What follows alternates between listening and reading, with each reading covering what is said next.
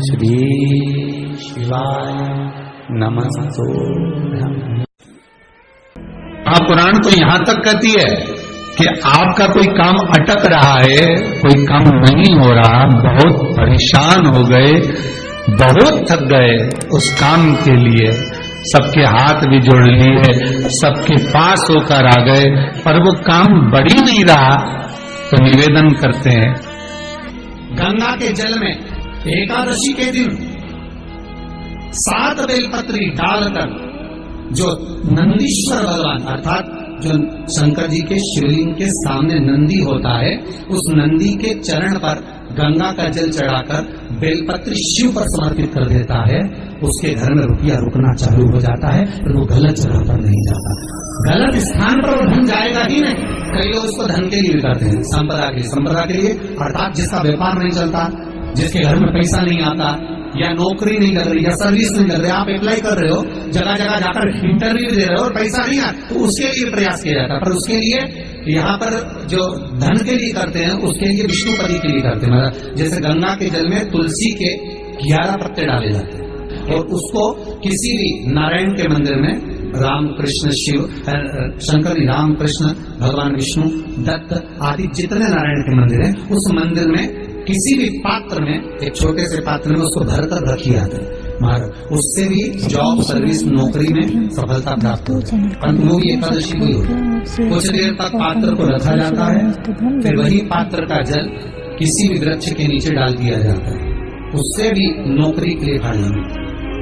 गंगा का जल कोई साधारण नहीं। बेटा अगर व्यसन में पड़ा हुआ है, मदिरापान में पड़ा हुआ है, मांसाहार में, जुए आदि में जा रहा है, तुम्हें लग रहा है कि मेरा बेटा गलत मार्ग पर जा रहा है, ये मित्र दोस्ती गलत हो रही है, वो सही जगह पर आ जाए, करना है एकादशी। तुम लीन हो।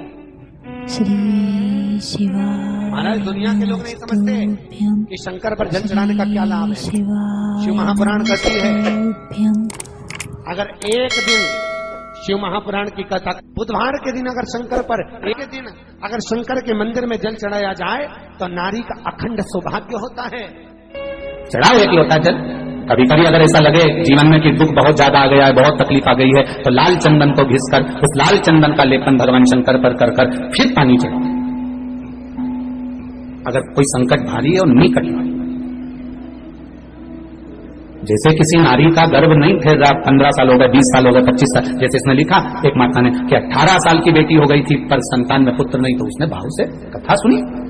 इसे आपके भीतर अगर 20 साल हो गए, 25 साल हो गए, 30 साल हो गए, संतान का सुखी नहीं है, लाल चंदन का लेपन बाबा भोलेनाथ पर करना प्रारंभ करो, पीठिका पर लाल चंदन का लेपन करना प्रारंभ करो, लाल चंदन से बाबा का श्रृंगार करना प्रारंभ करो। एक बेलपत्री पर लाल चंदन, दोनों पत्ती नीचे वाली, जो नीचे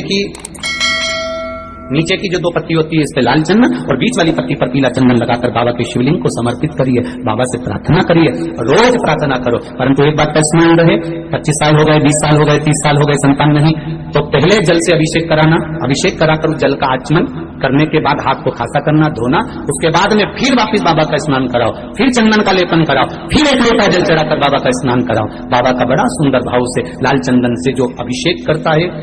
बाबा को लेपन कर फिर जल समर्पित करता है, निश्चित है उसकी गोदी मेरा देव अधिदेव महादेव जरूर भरता है। निश्चितता है।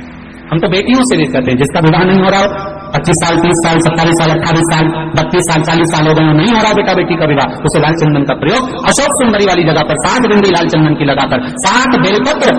7 बिंदी पर रखिए और महाराज अपनी कामना कर भगवान से आइए, बाबा देगा, करेगा, 3-4 महीने में विवाह पक्का करेगा। ये लाल चंदन की महत्वता है। शुद्ध रोग बढ़ गया, बेलपत्री के वृक्ष के नीचे दीप लगाना प्रारंभ करो, बाबा से विनती कर घी का दिया लगाइए बेलपत्र वृक्ष के नीचे, बाबा से निवेदन करिए, रोग निवारण। एक बात बहुत ध्यान लगाकर सुनिएगा, एक बेलपत्री और उस बेलपत्री में एक चंदन की बिंदी और एक अक्षत का दाना मात्र रखकर भी अगर शिवालय पर चढ़ा दी जाती है, एक बेलपत्री, एक चंदन का बिंदी, और चंदन फिर निवेदन करेंगे आज के जमाने में तुम लोग सब घिसा घिसाया, पढ़ाया, डब्बी का सामान ले लेकर, वो नहीं, चंदन की मुठिया रखो, थोड़ा सा भी घिसो, जरा सा भी घिसो, उसकी एक बिंदी और एक चावल का दाना। जब हम भगवान देवाधिदेव महादेव को समर्पित करते हैं, अपनी कामना कर समर्पित करते हैं, तो निश्चितता है कि आपने व्रत करा ना करा, आपने उद्यापन करा ना करा, आपने अनुष्ठान करा ना करा, शिव महापुराण की कथा कहती है शंकर भगवान उसका फल शीघ्र प्रदान कर देते हैं। भले आपने कुछ करा ना करा, उसका फल तुम्हें मिल जाए।